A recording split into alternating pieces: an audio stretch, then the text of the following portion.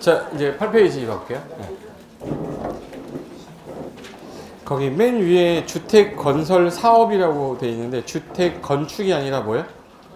건설이야. 이 법에서는 대규모로 건설해서 주택을 공급하기 위한 방법 절차를 규제를 하고 마지막에 자금 관련돼서 주택 상환 사채가 좀 나올 거예요. 이 세 개 파트인데 건설하는 파트에서 자, 맨 위에 조합 설립 인가하고 사업 주체 써 있죠.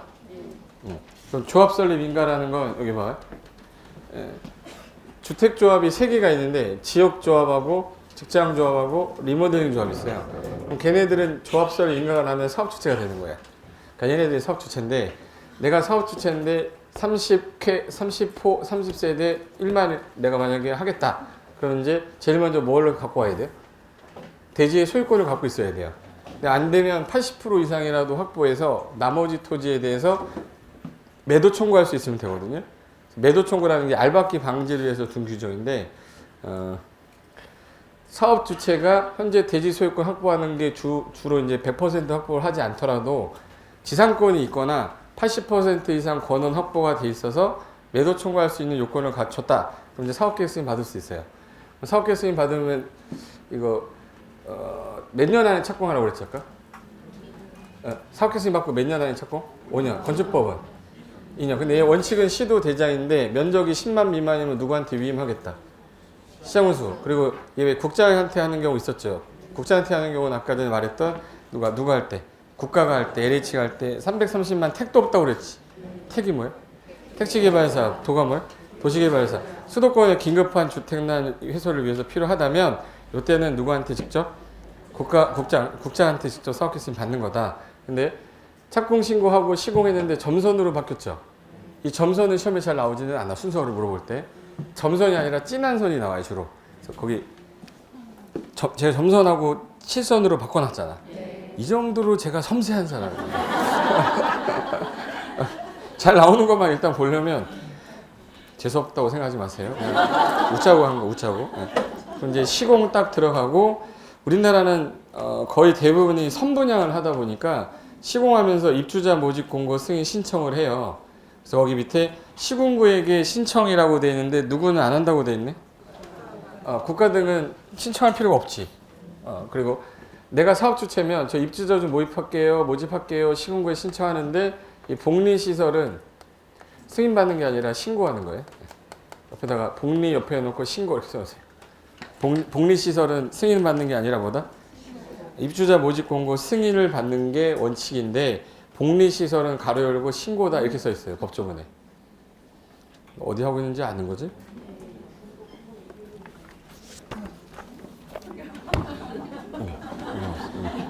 찾았어요? 여기 옆에 시군구에 신청인데 승인 신청하는 건데 복리시설은 뭐라고? 신고. 이거 쓰라고. 승인 신청을 하는데 복리시설은 승인 신청이 아니라 신고라고. 못 알아듣네 이걸. 원래 주택 건설하는 거니까 승인 신청을 해야 되는데 복리시설은 상가잖아요. 상가는 신고만 해도 된다 이렇게 돼 있다고. 그 다음에 승인이 떨어지면 이제 입주자 모집해야죠. 입주자 모집하겠다고 입주자 모집 공고 때래요. 입주자 모집 공고할 때 무슨 저축 통장 가지고 해야지? 청약 저축, 청약 예금, 청약 부금을 종전에 썼으나 지금은 주택 청약 종합 저축 가지고 하죠. 그래서 순위 등에 따르되 동순위자가 많을 때는 추첨에 따른다 이렇게 돼 있어요. 그리고 공사 완료가 되고 난 다음에 나 이제 끝났다 그러면 사용검사를 받아야 되는데 좀 여러 개 동이 미리 완료가 됐다 그러면 아까 임시사용 승인 건동 공세 되고 있었죠. 그 밑에 보시면은 임시사용 승인 밑에 거기 사업 주체가 사용검사 받고 시공 보증자가 없으면 받고 없으면 입지 예정자가 받는데 임시사용 승인할 때 아까 건축물은 동별로, 공동택은 세대별, 대지는 구획별로 완료가 된 부분에 대해서 임시사용 승인 받아 사용할 수 있다. 사용검사 아까 시공관한테 위임했기 때문에 좀 약간 권한자가 사업계획 승인권자랑 사용검사권자 다르다. 국장한테 받았던 애들은 국장한테 받고 사용검사가 나야 이제 건축물 대장에다가 뭘 할 수 있는 거죠? 기재하면 이걸 가지고 무슨 등기를 하는 거예요? 보전 등기하고 분양했으면 이전 등기 해줘야죠. 그럼 보존 등기 할 수 있는 날이 이전 등기 가능일이에요. 그래서 이제 소유권 이전 등기를 해서 청약 넣었던 애가 마지막 잔금 치르면서 무슨 등기 하죠? 이전 등기. 요 날부터 60일 안에 등기를 해야 돼요.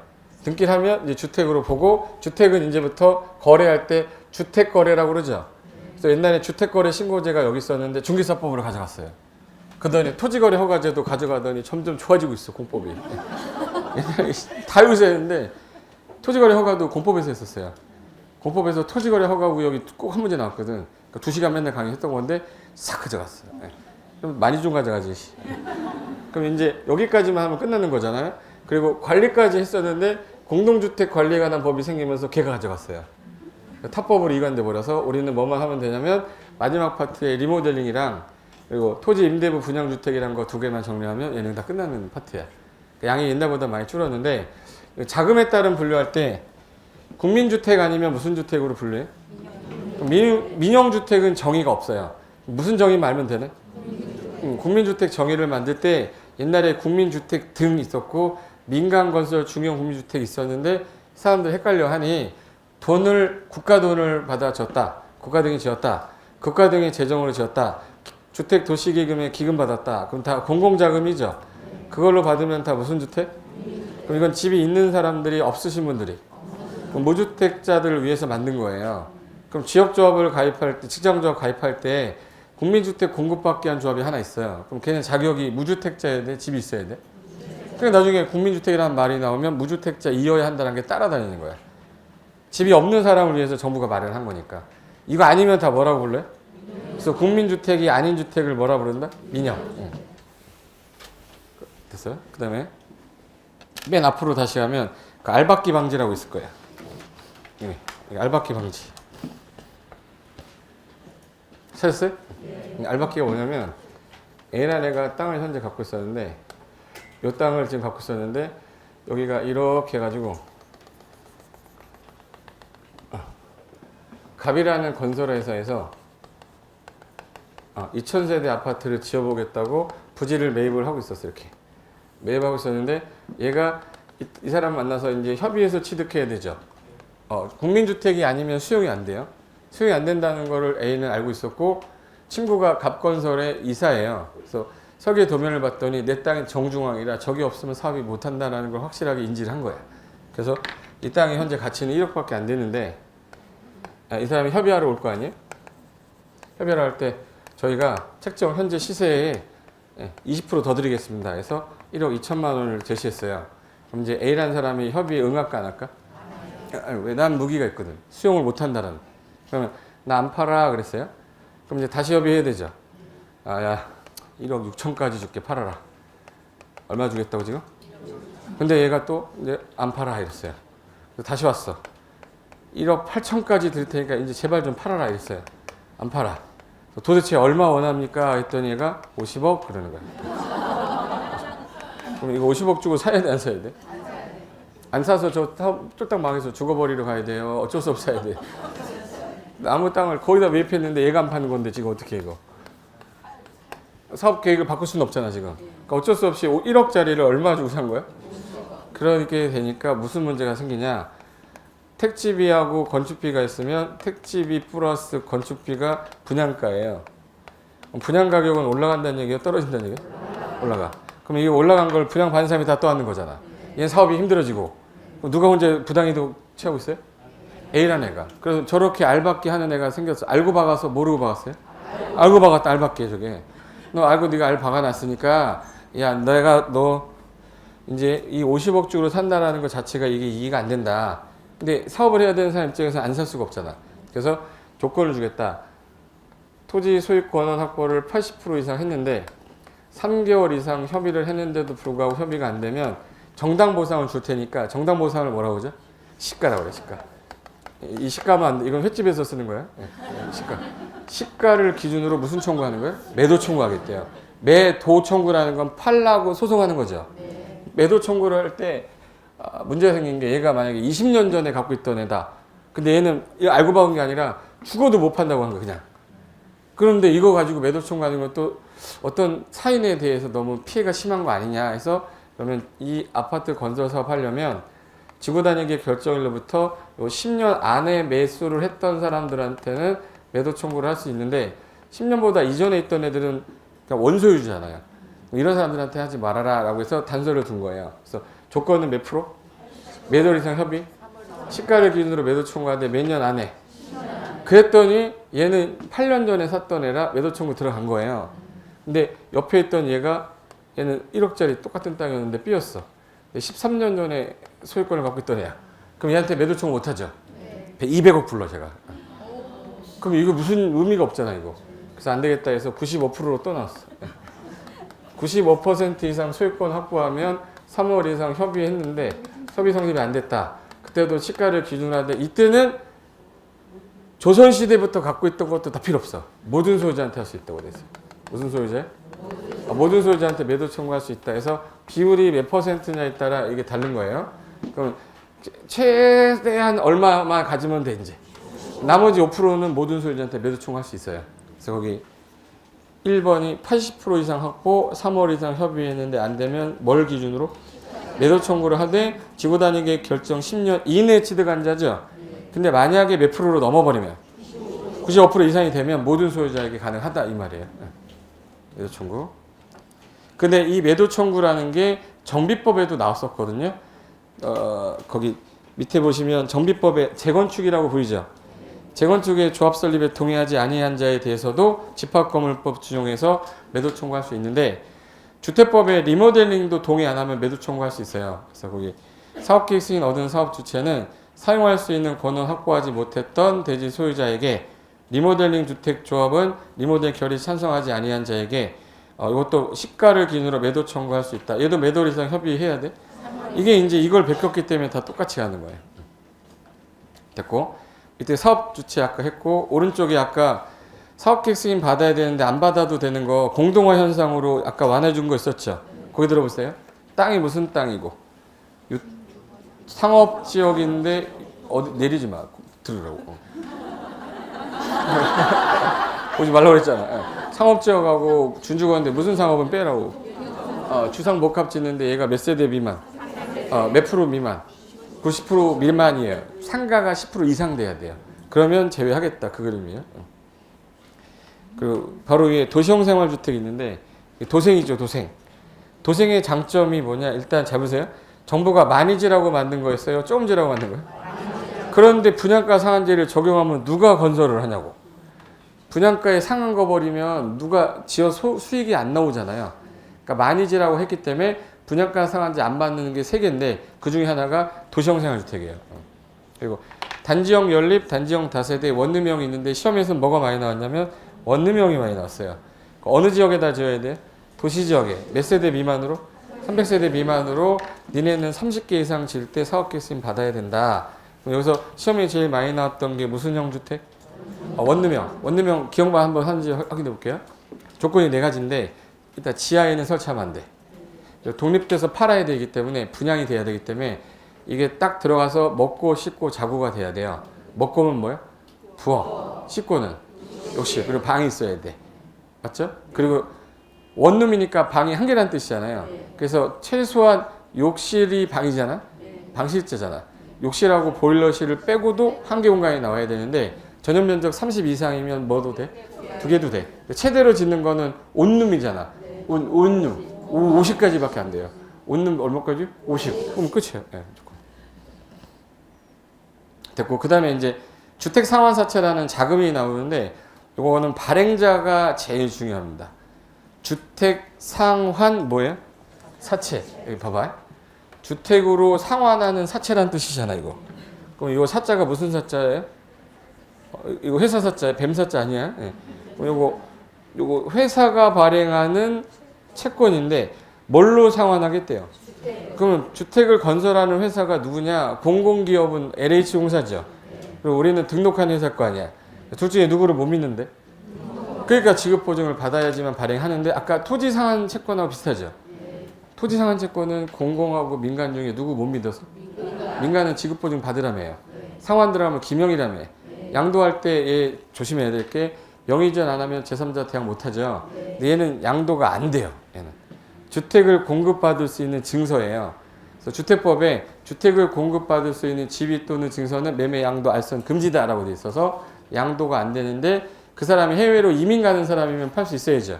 그때는 명의 이전하고 팔 수 있어요. 그래서 거기 발행자 LH하고 등록업자가 제일 중요하고 상환기간은 공법에서 상환이란 표현 나오면 다 3년으로 돼 있어요. 따라해요. 상환. 상년. 이런 상년. 상환, 상년. 상법 중에 얘는 사채잖아요. 그래서 상법의 사채 발행 규정을 준용하되 양도 X라고 되어 있잖아요. 이게 사채가 증서라서 양도가 안 되는 거예요. 딱지라서. 다만 상환 들어간 무슨 식이다. 김영식 증권이고 액면 할인 발행 가능한데 여기서 LH하고 등록업자 중에 누가 이걸 남발하면 안 되는데. 그래서 등록업자는 야, 너 최소한 자본금 5억 있냐? 5억 있으면 발행할 수 있다. 그리고 최근 3년간 연평균 300세대 이상 건설한 실적이 있어야 된다. 그래서 3년간 연평균 몇 세대? 300세대. 실적이 있어야 그 등록업자 발행할 수 있다. 그리고 국민주택 채권이 여기 있다가 이게 주택도시기금법으로 가버렸어요. 출제가 안 되니까 주택상환사채 하나 있었고 국민주택 채권이 있었는데 지금은 뭐만 주로 출제하고 있어요? 주택상환사채만 출제하고 있는 거예요. 그 오른쪽에 개정 추가라고 해서 분양가 상한제 적용지역 보이죠? 요 놈은 우리나라는 아파트를 지을 때 제일 많이 들어가는 게 택지비하고 건축비거든요. 그러다 보니까 이거 외에 기타 비용까지 거의 포함하면 분양가가 이걸로 책정이네요. 근데 건축비를 줄일 수가 있는 방법은 아무리 강구해도 없어요. 줄이면 하자가 생기고 부실공사에 되기 때문에 건축비는 안 건드려요. 결론은 뭐를 싸게 사야 돼? 그럼 우리나라 땅 중에 공공택지가 있고 공공택지 외에 택지가 있어. 어디가 싸게 됐네? 여기는 평당 100만 원, 외의 택지는 평당 500만 원이에요. 그럼 여기는 100만 원에 지금 현재 평당 100만 원, 이 땅은 평당 500만 원이에요. 그래서 얼마 차이 나네? 400만 원인데 나중에 아파트를 지어서 분양할 때 얘도 30평이고 얘도 30평인데 예, 건축비는 평당 500 들었다. 그럼 얘는 평당 얼마 드는 거야? 600 든 거죠. 얘는 평당 1000 든 거죠. 그럼 얘는 얼마네? 3억이야. 3억인데 얘는 600 들었으니까 6, 38, 1억 8천이잖아. 1억 8천이니까 얼마가 싸네? 1억 2천이 싸니까 이거를 사면 똑같은 평수인데 좋은 거잖아요. 근데 이거를 이렇게 해놓고서 이걸 3억에 팔았어요. 중간에 1억 2천을 누가 다 먹었단 얘기야? 건설회사가 다 먹은 거야. 지금 제가 얘기한 거는 원래는 원가가 이렇게 들었으면 이게 파는 게 맞는 거잖아. 근데 얘는 이거를 3억에 하니까 야, 너 원가 얼마 들었어? 했더니 저 1억 8천에다가 부대 비용해서 한 1억 한 9천 되는데요. 2억 넘지 마. 2억 넘지 마. 몇 억 넘지 말래? 분양가에다 뭐 건 거예요? 상한 건 거야. 상한을 걸었기 때문에 더 이상 올릴 수가 없죠. 그럼 이제 집이 없는 사람들 입장에서는 야 나도 이제 집을 드디어 마련할 수 있겠다. 좋은 거잖아. 그런데 집 있는 것들이 와요. 여기에. 없는 분들은 못 와. 있는 것들이 와서 이거 피 작업해요. 왜? 나중에 이거 3억대 있을 거거든. 피만 얼마야? 그러니까 중간에 이걸 사고 파는 걸 금지시켜야 되죠. 그래서 분양가 상한제를 받을 수밖에 없는 거는 공공택지예요? 공공택지 외에요? 그럼 공공택지는 분양가 상한제를 받습니다. 걔네들은 전매를 뭐 해야 돼? 금지. 그래서 전매 금지라 계약하고 나서 어느 지역이냐에 따라 1년이냐 6개월이냐 3년이냐 묶어버리는 거예요.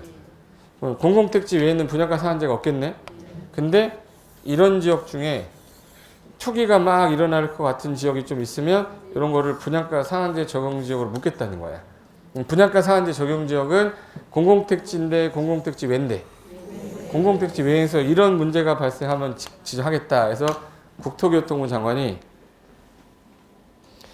다음의 주택은 사업주체가 일반인에게 공급하는 공동주택 중에 분양가격 이하로 공급해라. 첫 번째가 무슨 택지? 이 공공택지 아니더라도 주택가격 상승 우려가 있어서 국장이 주거정책심의위원회 심의 거쳐 제한 지역 그게 2번의 분양가 상한제 적용 지역이에요. 그러면 1. 12개월간 아파트 분양가격 상승률이 물가 상승률의 몇 배? 2배. 아파트 분양가격이 2억이었는데 물가에 비해 2배가 팍팍 올라가는 거예요. 그리고 혹시 H2O라고 들어봤어요? 물이 영어로 뭐예요? 워러라고 들어 누가? 원소기업 물어본 거야. H2O잖아. 물 나오면 2배 기억해요. 몇 배? 2배. 물가 상승률 몇 배? 2배. 한번 물어봐야지. 물가 상승률을 잡을 때 한 달 기준으로 잡을까? 1년 기준 잡을까? 그래서 12개월 1년간이에요. 예. 그래서 1년간 2배 올랐다 그러면 분양가 상한제 적용 대상 지역이 되는 거예요. 1년간 몇 개월? 1년간 몇 배? 2배. 그리고 3개월간 매매 거래량이 작년에 비해서 동기간 대비했을 때 20%나 증가하고 있다. 그리고 직전을 소급하여 2개월간 월 평균 청약 경쟁률이 5대1을 초과했거나 또는 국민주택 규모가 작기 때문에 더 많이 와요. 그래서 걔는 10대1. 그래서 5대1하고 몇 10대1. 요 셋 중에 하나 해당되면 분양가 상한제 적용 지역 하겠다라고 되어 있는 거예요. 그래서 시험에 내면 물가 상승률을 3배로 냈고 전년 동기 대비 20%를 30%로 내고 5대1을 3대1로 내는 거예요. 고개 들어보세요. 물가 상승률 몇 년간? 1년간 몇 배? 2배. 주택 매매 거래량이 작년에 몇 프로? 20%. 그리고 청약 경쟁률 5대1. 국민주택 규모는 10대1. 2개월간 늘어나면 묻겠다 이 말이에요. 됐고. 그 다음에 밑으로 가시면은 가능성 있는 거 첫 번째에서 거기 1 해가지고 그 아파트 그림 밑에 있죠. 아파트 그림 밑에 가능성 1이라고 되어 있는 거. 전매 금지 기간 해가지고 저기 투기과열지구라는 게 지정되면 얘는 입주자로 선정되자마자 5년이래. 등기할 때까지 못 팔아요. 소유권 이전 등기 뭐 할 때까지? 완료할 때까지. 단 5년 초과하면 5년까지만. 그리고 수도권이 현재 수도권인데 공공택지면은 아까 분양가 상한제 봤죠. 공공택지가 아니면 얘는 그냥 체결 가능한 날부터 6개월 동안 전매금지예요. 몇 개월간? 6개월. 그래서 1지역이냐 2지역이냐 3지역이냐에 따라 기간이 달라지는데 시험에 낼 수가 없는 게 출제위원도 이 말을 몰라요. 출제위원도 무슨 말인지 몰라. 그러니까 이거 신경 쓰지 않으셔도 되고 유일하게 아는 게 투기가율밖에 없어요. 계속 투기가율만 내는 거예요. 그 기억의 날짜 현관편 하라고 할게요. 전매행위 제한 기간이 예전에는 최초로 계약 가능한 날이란 말을 쓰다가 지금 그냥 입주자로 선정된 날 이렇게 바뀌었어요. 입주자로 뭐 된 날? 그 단어 기억하셔야 돼. 그날부터 일정 기간 동안 전매 금지다 이런 말을 쓰는 거예요. 됐고. 그 다음에 저당권 등 설정 금지 기간이라는 거는 저당권 등 설정 금지라는 거는 사업 주체에 제한하는 건데 지금 건설한 요 사업 주체가 자기 땅하고 자기 건물이잖아 아직까지는. 거기다 저당권을 설정했는데 못 갚았어요. 그럼 분양받은 사람이 다 떠안아야 돼. 그러면 안 되겠다. 너 네 땅이고 네 건물이지만 입주자 모집하면 거기는 건물이 깨끗해야 된다. 저당권 설정하지 말아라. 입주자 모집하겠다라고 뭐 하는 날이 있을까? 승인차 하는 날 있죠. 여기 화살표가 위로 갔을 거예요. 맞아요? 옆으로 쭉 가면 등기할 수 있는 날이 60일까지로 화살표가 있을 거야. 그 날이 저당권 등 설정 금지 기간이에요. 입주자로 모집 공고 승인 뭐 하는 거? 신청했는 날부터 공급받을 수 있는 날 있죠. 이전 등기할 수 있는 일, 입주 가능일 이후 며칠까지? 이 기간 안에 입주자, 예정자 동의 없이 그 땅에다가 저당권 등 제한 물건 설정하는 행위 금지시켜 놓고 있다라는 뜻이에요. 주택법 시간 제가 자세하게 할 거니까 주택법 시간에 설명을 드리는데 날짜가 잘 나오니까 거기 날짜 언제부터예요? 입주자 모집 공고 승인 신청하는 날부터 그 땅에 대한 권리는 깨끗해야 돼요. 그리고 언제까지? 등기할 수 있는 날 이후 며칠? 까지는 예정자 동의 없이 그 땅이나 건물에 대해서 저당권 등의 여러 가지 권리 설정 못하고 매매 증여 양도도 안 돼요. 날짜 기억하시는 거예요. 그 다음에 전매금지가 걸려 있지만 야 이거 어쩔 수 없는 거니까 가능한 사유에서 오른쪽에 7개 있죠. 요게 시험에 제일 많이 나왔어요. 원래는 전매 금지지만 이러이러한 사유는 부득이한 게 오니까 1. 세대원이 근무 생업상 사정, 질병, 치료, 취약, 결혼으로 인하여 전원이란 단어가 나왔어요. 전부가 다른 지역으로 이전하는 경우는 전매 가능하게 해주겠다.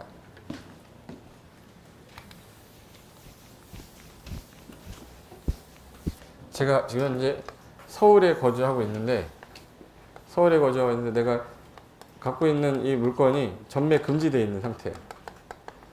투기과열지구면은 분양권 전매 금지죠. 분양가 상한제 뭐 이런 것들은 주택도 전매 금지가 되는데 얘가 갖고 있는데 얘가 여기 광주로 발령이 나서 여기 가야 되는 상황인데 혼자 가면은 상관이 없지만 전원이 가게 되면 팔고 가야 될 거 아니에요? 전매 가능해야 돼, 불가능해? 근데 수도권으로 들어오는 건 안 돼요. 그래서 거기 단 수도권으로는 제외라고 돼 있지. 2번 상속. 이 아버님이 돌아가시면서 주택이 하나 나왔어요. 그래서 세대원 전원이 일로 이사 가면 이거 팔게 해주겠다는 거야. 세대원 전원이 일원이 전원이 이전하는 경우. 그리고 얘가 한국에서 도저히 미세먼지 때문에 못 사겠다 해서 호주 간대. 호주 갔어. 호주. 오스트레일리아. 일로 간대. 그러면 혼자 가요? 다 가야 돼? 다 가면 전매시켜주겠대. 전원이 다 가면 전원이 해외로 이주하거나 최소 몇 년 이상을 그러니까 요 정도면은 체류를 하면 집을 팔아야만 되는 상황이겠다. 인정하겠다는 거지. 4번에 이혼이라고 보이세요? 이혼할 때 위자료로 주는 거는 가능합니다. 먹고 떨어져 이렇게 써놨어요. 이혼할 때 위자료로 주택 전매하는 거 가능해야죠. 5번 공치법에 따라 주거용 건축물을 제공했던 자인데 이 사업 시행자로부터 이주 대책용 주택을 공급받은 경우에는 시군구 인정을 확인하면 여기 거기 들어보세요. 자, 이게 제 집인데요. 수용당했어. 이렇게. 도로로 들어와서 대체되는 집을 준 거야. 근데 이거 원래 팔 수 있었던 거예요? 못 팔던 거예요? 원래 맨 처음에 도로 지정하기 전에 팔 수 있었는데 수용해서 나 집 줘놓고 전매금지래. 그럼 말이 안 되잖아. 인정해주겠다고. 공익사업으로 내가 주거용 주택을 제공했는데 대체되는 주택을 받은 거예요. 전매금지 여도 걔는 가능하다는 뜻이에요. 6번 주택 소유자가 국가지자체 금융기관한테 채무이행을 못했습니다. 그래서 경매나 공매로 소유권 넘어갈 수 있어야죠. 이게 안 넘어가면 전부 다 경매 넣어버릴 거나. 못 알아듣네. 제가 집이 있었는데 이거 갖고 있었는데 이 경매에 넘어간 거예요. 경매로 소유권 넘어가야지만 얘가 이거를 받아서 갈 거 아니야. 근데 이게 전매금지니까 걸리니까 못 가져가면 계속 해야지 그럼.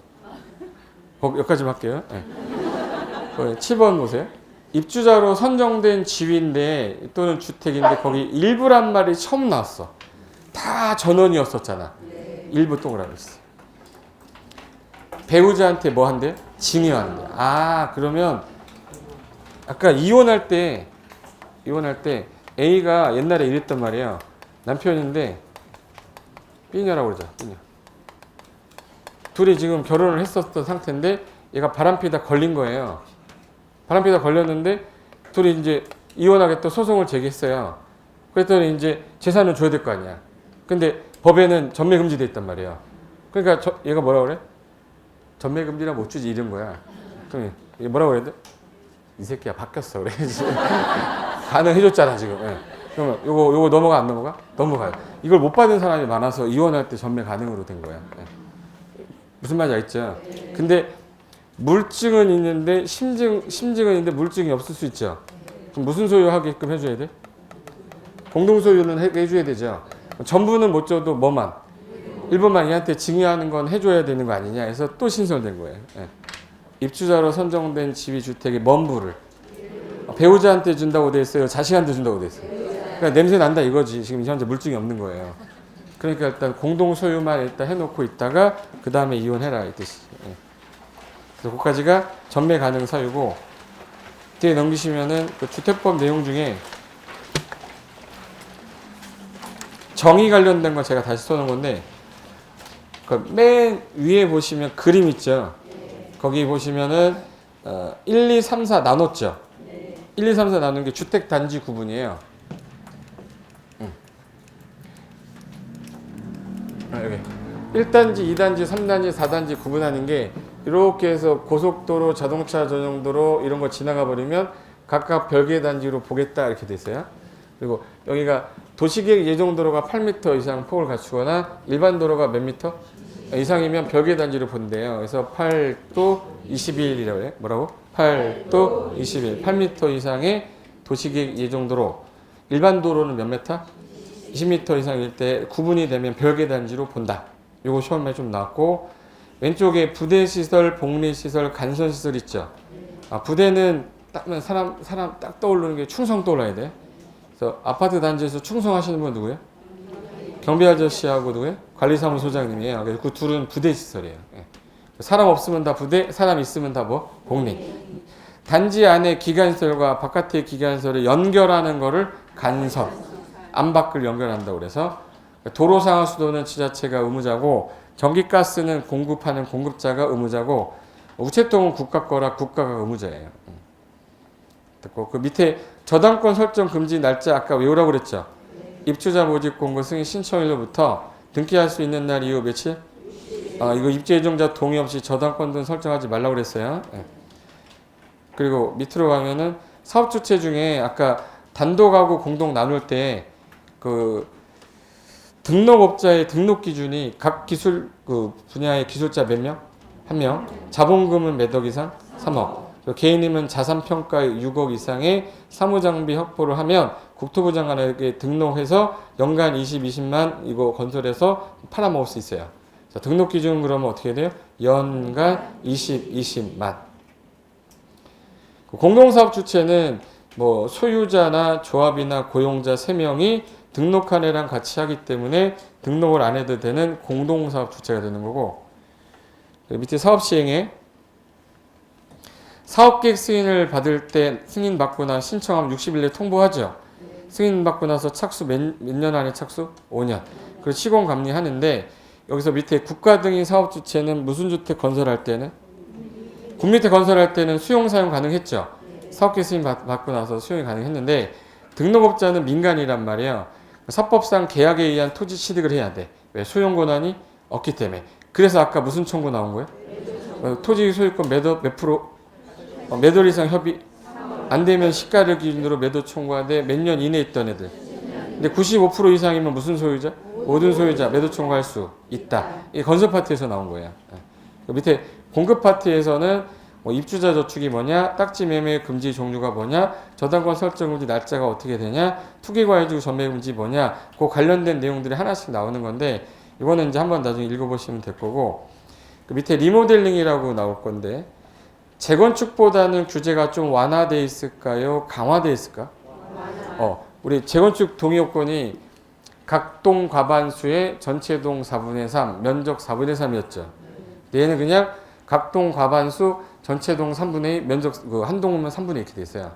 거기 리모델링 할 때 증축 대선을 위한 리모델링은 증가되는 각동은 얼마라고 화살표가 있어요? 과반수인데 전체 동을 할 때는 3분의 2. 그리고 한 동만 할 때는 3분의 2. 그러니까 리모델링 조합 설립할 때는 각동 과반수와 전체 동이 얼마? 3분의 2. 한 동만 하겠다 그러면 동 전체 3분의 2만 얻으면 리모델링 조합 설립이 가능해요. 근데 조합 관련된 게 중간에 있을 거예요.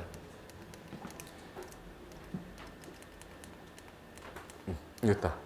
조합이 몇 개 나오는지 가운데 보시면 3개 나올 거예요.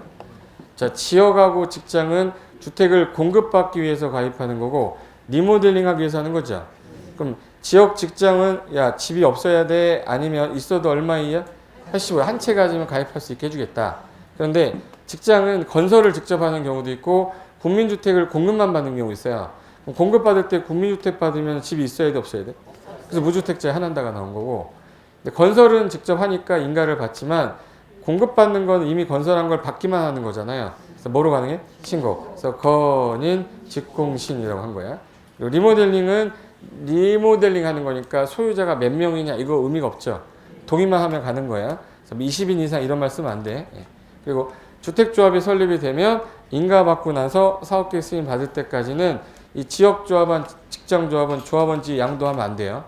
그러니까 조합은 교체 신규 가입이 안 되는데 가능한 경우가 있다 해서 요 가능한 경우가 일반적으로 충원사유 5개 추가 모집 승인 받으면 하나에서 가끔가다 언급하는 거니까 한 번만 받으시면 돼. 됐고 그 주택상한사채 아까 했었죠? 그러니까 누가 발행한다고 그랬지 이거?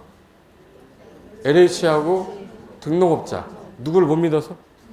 지급보증 받아 국장 승인하다 발행하는 거죠? 이 기명 무기명? 기명식 증권인데 양도가 안 돼. 딱지라서 안 된댔죠. 어쩔 수 없이 이민 가면 팔 수는 있어요. 상환 나오면 몇 년? 3년. 3년 초과 못 한댔잖아. 상환 기간 3년이고 이 법이 없으면 무슨 법? 상법. 이 규정이 없어 상법 준용한댔잖아. 그래서 상환, 상년, 상법, 상년, 상백. 아까 3년 최근 3년간 몇 세대 이상 건설한? 300세대 이상 건설한 실적 있으라고 그랬잖아요. 그 관련된 거 주로 많이 나왔고 용의정입니다 이거. 아파트 아까 분류하는 거랑 국민주택, 민영주택 구분하는 거 많이 나왔다고 했던 거예요. 됐고 뒤로 한 장 넘기시면은 농지법 몇 문제 나온다고 그랬지? 거기 맨 위에 보시면 두 문제 출제되는데 아까 소유 파트는 무조건 한 문제가 나왔어요. 그리고 용어정의 파트 두 개는 주로 공부를 하는데 자 농지는 크게 소유, 이용, 보전인데 그 소유 파트 보시면 경자 뭐라고 됐어요? 이 사람 아니면 소유할 수가 없지만 예외가 밑에 있다. 국가, 지자체나 학교, 농업, 연구기관, 생산자 단체, 체험, 영농, 상속, 8년 농사 짓다 이농할 당시 소유하는 거, 담보농지, 농지전 허가협의 신고한 땅, 1500 미만의 개발 농지나 법률 규정에 의해서 수용하면서 취득하는 경우나 영농 여건이 분리해서 현재 농사짓기 어려운 토지, 공공토지를 위해서 비축한 땅은 농업인이 아니어도 소유할 수 있는 거죠. 소유할 수 있는데 거기 한정을 뒀었어. 옛날에는 딱 얼마까지만 가져라 했던 상한제가 다 폐지가 되고 지금 현재 딱 몇 개 남았냐면 3개 남았어요. 몇 개 남았다고? 3개. 그래서 체험용은 얼마? 1000. 상속은 농업 종사하면 다 받지만 안 하면 1만까지. 8년 농사 그 동네 짓다가 기여한 바가 있으니 갖고 있던 땅 중에 얼마까지? 1만. 그래서 요 세 가지 숫자 정도는 시험에서 나오니까 외우고 계셔야 돼. 체험은 얼마? 1000. 상속은 농업 종사 안 하면 1만. 8년 이상 농사 짓다 이농할 때는 1만. 그럼 만약에 10만을 갖고 있었는데 이농하겠대요. 농사 10년 졌어. 얼마까지는 가질 수 있네? 9만은 처분하거나 임대 사용 다 위탁하시면 돼. 상한제 몇 개? 3개. 3개 존재한다. 그리고 취득할 때 농지증 발급받아야 되죠. 권한자가 제일 중요합니다. 형광펜. 시구, 읍면자. 시구, 읍면자. 몇 명이에요? 4일 안에 줘야 되겠네. 4일 안에 발급해 주는데 경영계획서를 작성을 안 하고 받는 경우는 볼 게 없잖아요. 며칠 안에 주겠대? 2일. 그래서 원래는 농지 취득 자격증명은 다 받으셔야 돼. 농업인, 법인 다 받으셔야 되는데 안 받아도 되는 애가 밑에 국가, 지자체, 상속, 합동 이거 너무 많아서 받아야 되는 거 시험에 제일 많이 나온 게 체학, 허, 신, 1500이 제일 많이 나왔어요. 체험 용농, 학교, 허가, 신고, 1500 미만 개발 농지는 농지증은 발급은 받지만 체험은 병용하는 게 아니잖아요. 학교는 실험용이고 허가 신고는 농지 외로 쓰겠다고 그랬으니 경영계획서는 작성하지 않는다. 그러니까 빨리 줘야 되니까 1박 2일 안에 주는 거예요. 그리고 취득을 겨우 했더니 이 자식 또 이용 안 하네. 이용 안 하면 갖고 있어야 돼요. 처분해야 돼요. 처분 사유가 8개에 해당이 되면 처분하셔야 되는데 의무기간 아까 8가지 있죠. 8가지 해당되면 의무기간 몇 년 주고 1년 내 처분 안 하시면 너 6개월은 봐줄 테니까 6개월 안에 꼭 처분해라 명령 때린댔잖아요. 그때 이행을 안 하면 뭐가 나오고 연 몇 회? 1회 토지가액에 20% 계속 때리는데 이거 만약에 10억짜리면 얼마 나온다는 뜻이에요? 2억 나와요. 겁나 겁 안 나요? 그러니까 매수 청구해라. 어디다가? 한국농어청사 현관펜. 지금 제가 현관펜 하는 것만 외우면 되고 이따가 한꺼번에 모르려고 하는 거예요. 그러면 한국농어청사가 얘 나쁜 놈이니까 비싸게 사야 돼? 싸게 사야 돼? 그래서 공시지가를 기준으로 하되 실거래가가 낮았다. 낮으면 뭘로? 낮은 금액으로. 그 다음에 요 이행강제금이란 거는 처분하라고 명령을 한 거죠. 근데 명령을 이행 안 하니까 항상 문서로 계고해야 돼요. 요식행위라는 얘기예요. 그리고 건축법상 이행강제금 참조한 거기 때문에 토지가액이 아까 몇 프로? 연 몇 회? 이의가 있으면 시군한테 이의 제기 30일 내 하면 돼요. 근데 만약에 미납이 됐다. 그럼 무슨 징수하면 되겠네? 강제징수예요. 그래서 그게 이행강제금과 매수청구다. 그럼 다시 앞으로 가면 이용 파트 있을 거예요. 이용 파트는 아까 무슨 경작이 제일 중요하다고 그랬는데? 대리경작제. 자, 농지를 이용하기 위해서 구체적으로 이렇게 하세요. 그러면 이 동네 관할하는 시군구가 수립하는 거라 나온 적이 한 번도 없고 농지를 이용 안 하고 있으면 대신 이용할 경작자를 찾는 거예요. 놀리는 땅을 무슨 땅이라고 그러냐면 유휴농지야. 휴경농지가 아닙니다. 유휴농지를 대상으로 대리경작자 지정 예고를 하면 그 예고에 따라 너 농사 안 짓잖아. 그럼 내가 농사 질 사람 찾아줄 거야. 그래서 농사 안 짓게 생겼죠. 유휴농지로 놀리고 있잖아 이 자식. 그러면 시군구가 야, 너 대리경작자 지정할 거야 해서 예고하는 건데 예고 기간이 며칠이에요? 요 10일이 이의신청 기간이에요. 10일 안에 이의신청하고 아무리 봐도 너는 유농지가 맞다. 7일 안에 통지서 보낸 다음에 대리경작자를 지정하는 건데 1순위, 2순위 중에 잘 봐요. 얘가 게을리했는데 얘도 게으르면 의미가 없잖아. 그래서 농업인이나 법인을 1순위로 해놨어요. 근데 얘가 만약에 못하겠다라고 하면 학교나 생산자 단체를 차순위로 지정할 수는 있어요. 공법에서 농지법은 숫자 몇 조안됐지? 3하고 8조예요. 그래서 38광땡이라고 그랬는데 몇 년 거의 대부분이? 3년. 좀 오래 해라 그러면 8년이에요. 그래서 대리용작 기간은 따로 정하지 않아도 몇 년은 주겠다. 3년. 임대차 기간도 몇 년으로? 3년 이상. 3년 이상 정하는데 3년 미만 정해도 3년으로 본다. 그러니까 3년 되게 좋아해요. 아까 경작할 때 작용할 때 몇 년 이상 농사 지면 기여한 바가 있으시네. 그러니까 나중에 하면 농지법 아까 그 비과세 받을 때 8년 작용 나와요. 그러니까 농지는 3년하고 8년 되게 좋아해요. 여기서 따로 정하지 않아도 3년 동안 쓸 건데 그럼 대리경작자가 이 농작물을 혼자 다 먹으면 이거는 부당이득이니 이 농작물에 10가마 중에 몇 가마는 갖다 주라고. 한 가마. 이거 두 다리로 질질 끌고 갖다 주라고 했죠. 두 다리 몇 달래? 두 달래. 몇 프로를? 기로 지급해야 되는데 만약에 안 했으면 중도 해지할 수 있어요. 안 받겠다 그러면 가지고 와야 되는 게 아니라 법원에다가 던져야 돼. 뭐라 그래? 공탁. 그래서 대리경작자는 이 절차 물어보는 게 시험 문제니까 그거까지만 받으시면 돼요. 그 다음에 다시 보전 파트로 가보세요. 자, 보전 파트에서는 두 개 나오는데 농사만 지으세요가 뭐예요? 농업진흥지역. 현관편 할게요. 시도지사. 여기. 농업진흥지역은 누가? 시도지사. 잘 들으셔야 돼. 농사만 지어라. 그 지역 잘하는 사람이 지정해야 될 거 아니야. 그럼 현재 주상공에다가 농사지어라 웃기지 않아요. 그래서 주상공 빼고 녹간 농자만을 대상으로 하는데 서울특별시는 안 되게 돼 있어요. 어느 시를 제외한? 그래서 녹간 농자를 대상으로 농업진흥지역을 지정하는데 농사만 전용하는 걸 농업진흥구역, 환경 등을 보호하는 걸 농업보호구역. 어디가 규제가 더 세? 진흥구역이. 조금 약한 게 보호구역이에요. 그럼 이제 농사만 지으라고 하니까 당장 쓸 일이 농사 안 지면 쓸 일이 없잖아. 그러니까 안 팔릴 거 아니에요. 그래서 아까 진흥지역 지정되면 무슨 청구할 수 있었는데? 매수 청구할 수 있었죠. 얘 나쁜 애가 아니잖아. 그러니까 얘는 공시가가 아니라 감정가격. 그래서 아까 농지 전용 허가를 받았을 때 어딨지? 아까 매수 청구 있었죠. 있다. 매수 청구 요거 한국농촌공사 할 때 농지 너 이용 안 해서 처분하라고 한 거잖아요. 그러니까 얘는 가격 기준이 뭔데? 공시가인데 농업진흥지역이 지정됐는데 내가 땅을 갖고 있었어. 이 사람은 이용 못하면 매수 청구할 수 있는 거죠. 그 사람 같은 경우는 비싸게 사줘야지. 이건 무슨 가격? 감정가격 기준이에요. 그리고 밑에 농지 전용 허가 협의 농장이라고 돼 있죠. 현관편.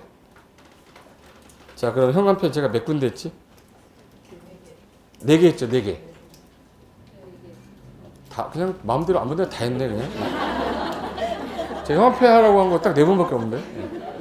4번 있었어요. 아까 농지증 발급권자, 시구면장 했었죠. 매수 청구 어디에다가? 한국농촌공사, 농업진흥지역 지정은 시도지사, 농지전용 허가협의는 농장. 이거 4개 빼고 다 시군구예요. 그러면 이제부터 모르겠다 그러면 다 누구로 찍으면 되네? 그러면 농지법은 권한자 끝나는 거야. 제가 하는 대로 안 하면 이거 외우다가 스트레스 받아요. 진작 얘기하지. 내가 진짜 어떡하니 이거? 하나 더 사세요. 거기 밑에 그 농지를 전용하는 건 규제가 세야 되기 때문에 권한자를 농장으로 해놨어요. 다 면적에 따라 위임을 했는데 야, 이 정도 면적이면 얘한테 위임을 하자 해서 면적에 따라 위임을 해놓은 거예요. 여기 보면 아까 여기 3천하고 뭐야? 3만, 3만, 30만. 요게 작년에 20만이었었는데 개정된 거라. 그래서 3천 미만, 3만 미만일 때 시군구고 중간일 때는 누구한테? 그래서 크면은 누구예요? 농장이에요. 만약에 거기 그림에서 농업진흥지 아닌데 2,000제곱미터면 허가권자가 시군구죠. 4천이면 4천인데 농업진흥지역 바뀌면 시군구로 바뀌죠. 지금 이해 되고 있는 거예요?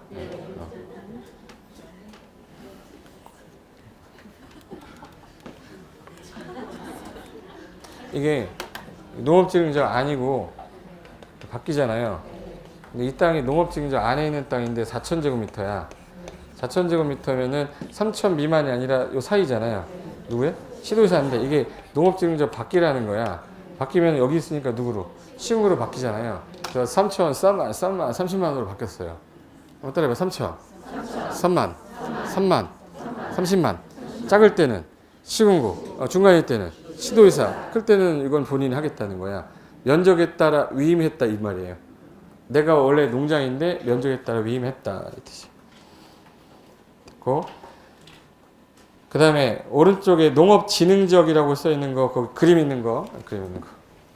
농사만 지세요라고 해놓고 진흥구역하고 보호구역 두 개로 나눴죠.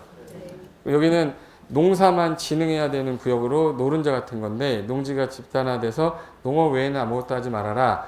환경을 보호한다고 해서 농업 뭐라고 그러죠? 그래서 계란 후라이라고 보시면 흰자가 농업 보호구역, 노른자가 뭐예요? 진흥구역이에요. 어느 놈이 규제가 더 세서? 만약에 내 땅에 이게 두 개 걸쳤다면 센 데 있는 게 좀 작으면 약한 거 적용해 주겠다 해서 요 작은 면적 얼마 잡은 거예요? 그래서 330 이하면 바깥에 거 적용하겠다. 농업진흥적 안과 밖에 걸쳤어요. 어디가 더 세요? 안이 더 세잖아. 이게 330 이하면 바깥에 거 적용하겠다 이 뜻이야. 두 개 토지가 걸치면 센 데 있는 부분이 얼마 이하면 바깥에 거 적용하겠다 뜻이에요. 얘는 녹간농자만을 대상으로 하되 아까 어느 시는 안 되는데 특별시. 그리고 신설한 게 진흥지역의 농업인 농업법인이 농지를 갖고 있었는데 이용이 안 되면 아까 어디다가 매수 청구? 농어촌공사. 그럼 얘는 가격 기준을 뭘로? 감정가격. 근데 얘네가 돈이 없으면 농지 관리기금 융자 받아 사주겠다는 뜻이에요. 농업진흥지역 이것만 하시면 돼요. 그리고 맨 앞에 용어정의 있죠. 거기 농지라고 그러면 농지는 지목 따지고 지목 안 따지고 지목 안 따지고 무조건 실제 토지 현상을 가지고 보겠다. 그래서 지목을 불문하고 현재 경작지나 단연생식물 재배되면 뭐로 본다? 농지. 단 계량부지도 포함한다고 그랬죠. 시험에서는 제외가 잘 나오니까 여기 별표해놔야지. 제외에다가 제외에다 별표했어요. 농지 아닌 거. 초지법에 조성된 토지를 뭐라고 그래? 초지. 초지는 뭐예요? 초지. 초지가 뭐예요? 초지야. 초지가 농지요? 초지? 초지가 뭔데? 초지가 뭐야? 초지는 농지다, 초지다. 초지는 뭐예요? 초지야. 이렇게 해도 나중에 초지에다 농사 지었는데 5년 됐대. 그러면 5년 왜 5년이지? 막 초지가 뭐예요? 초지야. 이렇게 세뇌를 시켜야 돼. 공법의 시는 누구고? 흥쇼이고. 시끄러. 2번 갑니다. 임야인데 산지 전용 허가 없이란 단어가 밑줄 쳐 있잖아요. 없이 평생 뭐 8년 하든 1000년 하든 산지 전용 허가를 안 받으면 죽을 때까지 임야예요. 만약에 산지 전용 허가를 받고 단연생식물 재배하면 얘는 뭐예요? 농지.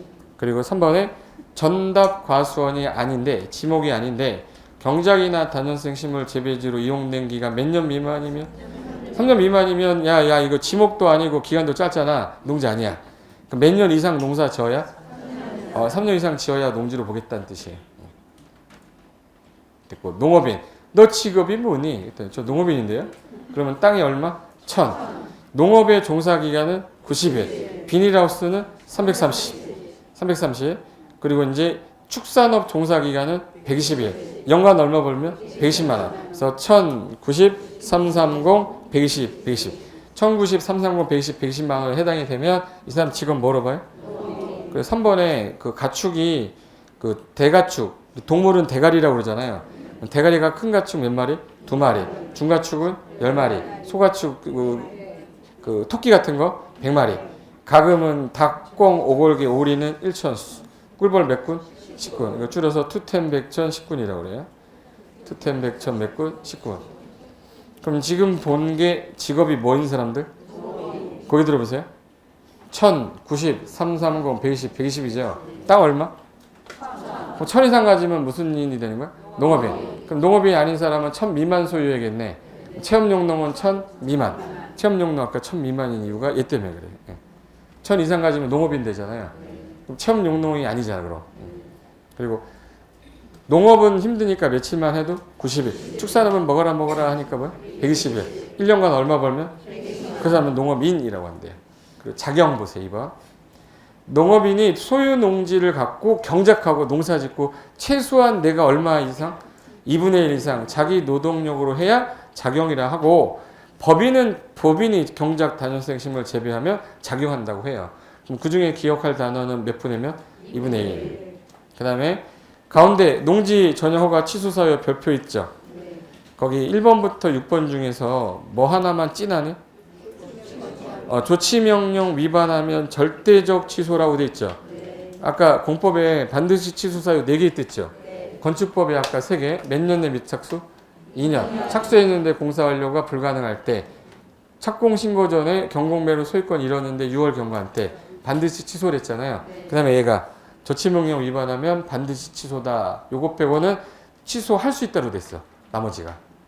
그래서 조치명령 위반만 형한표 해놓으시면 돼요.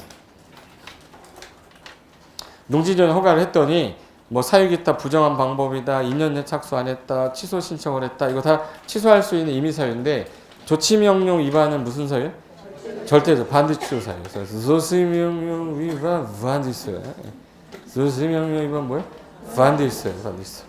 조치명령 위반하고 건축법의 4가지는 반드시 취소고 모르겠으면 다 취소할 수 있다. 뒤로 한 장 넘겨보세요.